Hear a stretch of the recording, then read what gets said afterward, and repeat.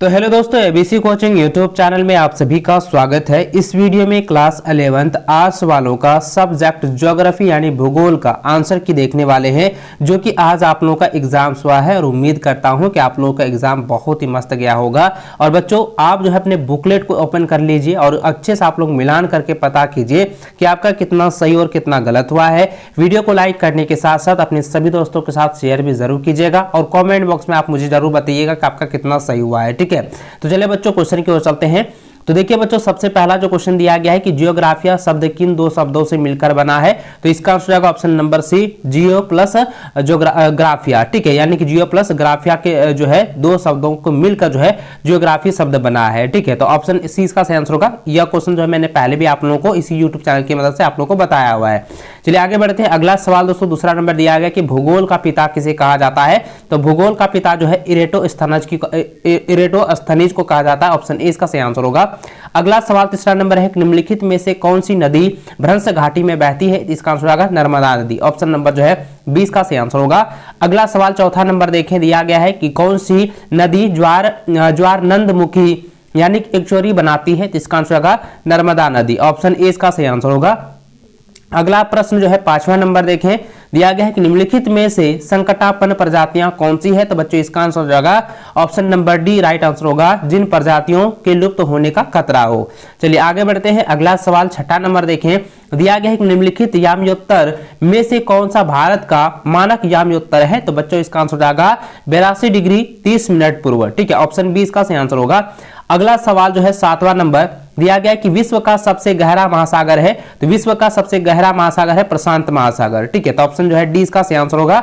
आगे बढ़े बच्चों। अगला सवाल आठवां नंबर दिया गया है कि समुद्र सतही जल का औसत तापमान कितना है, तो ये भी मैंने आपको जो है इस YouTube चैनल की मदद से आप लोगों को बताया है कि 27 डिग्री सेल्सियस होता है। ठीक है, चलिए आगे बढ़ते हैं। अगला सवाल 9 नंबर, दिया गया है कि पराबैंगनी किरणों को निम्नलिखित में से कौन सी गैस जो है अवशोषण करती है, तो दोस्तों इसका आंसर आएगा ओजोन। ठीक है, ऑप्शन नंबर जो है सी इसका सही आंसर होगा। और दोस्तों मैंने आप लोगों को इसका जो है फॉर्मूला भी बताया था कि यहाँ पे क्या होता है, ये जो ऑक्सीजन, ठीक है, ऑक्सीजन जो है यहाँ पे O3 जो होगा वो ओजोन का फॉर्मूला होता है। ठीक है, इसको जो है आप नोट कर लीजिएगा।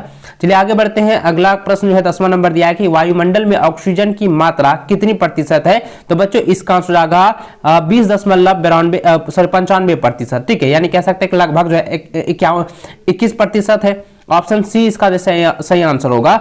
अगला सवाल 11 नंबर दिया गया कि जो धातु में लोहा है उसे कहते हैं, उसे जो है लौह धातु कहते हैं। ऑप्शन ए इसका सही आंसर होगा।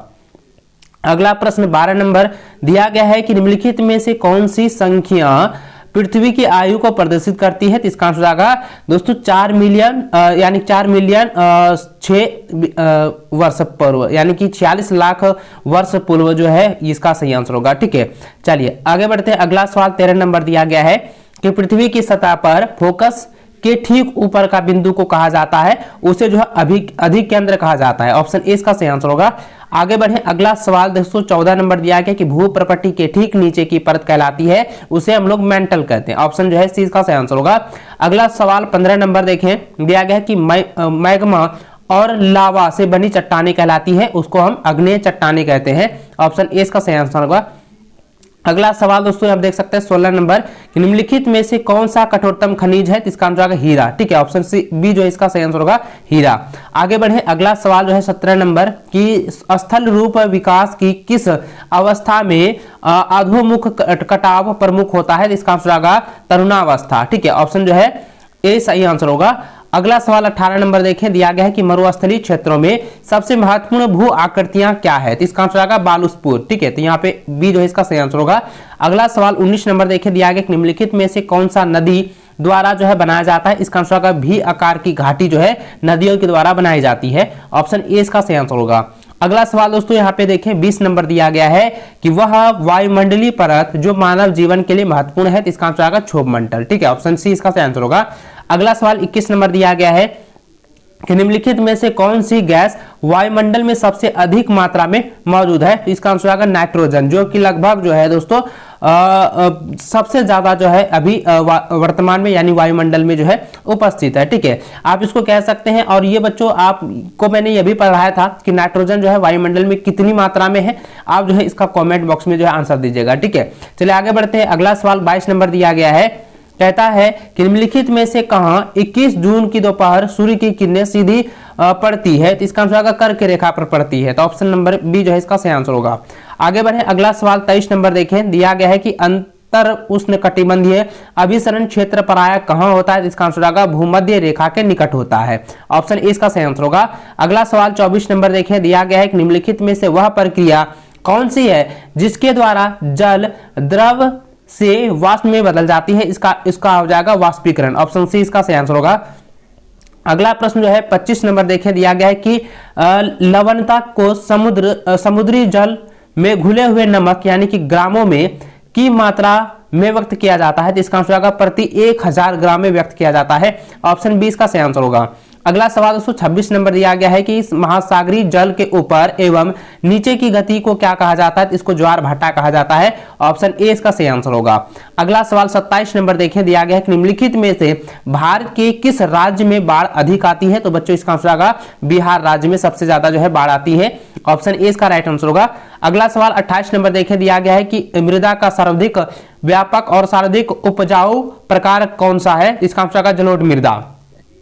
ऑप्शन ए इसका सही आंसर होगा। अगला सवाल दोस्तों 29 नंबर देखें, दिया गया है कि प्रोजेक्ट टाइगर निम्नलिखित में से किस उद्देश्य से शुरू किया गया था? तो प्रोजेक्ट टाइगर जो है इसका उद्देश्य मुख्य था कि बाघ को शिकार से बचने के लिए। तो ऑप्शन सी जो है इसका सही आंसर होगा।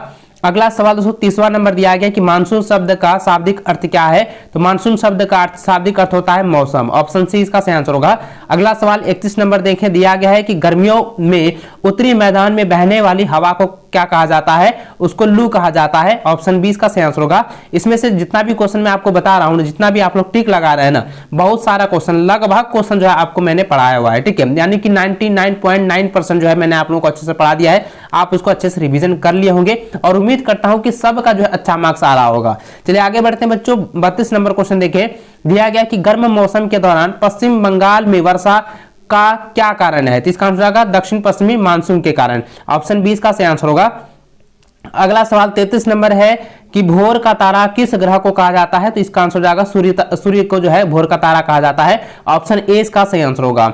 आगे देखें, अगला सवाल 34 नंबर दिया गया है कि डोडा बेटा चोटी निम्नलिखित में से कौन सी पर्वत श्रृंखला में स्थित है? तो इसका आंसर होगा नीलगिरी। ऑप्शन ए इसका राइट आंसर होगा।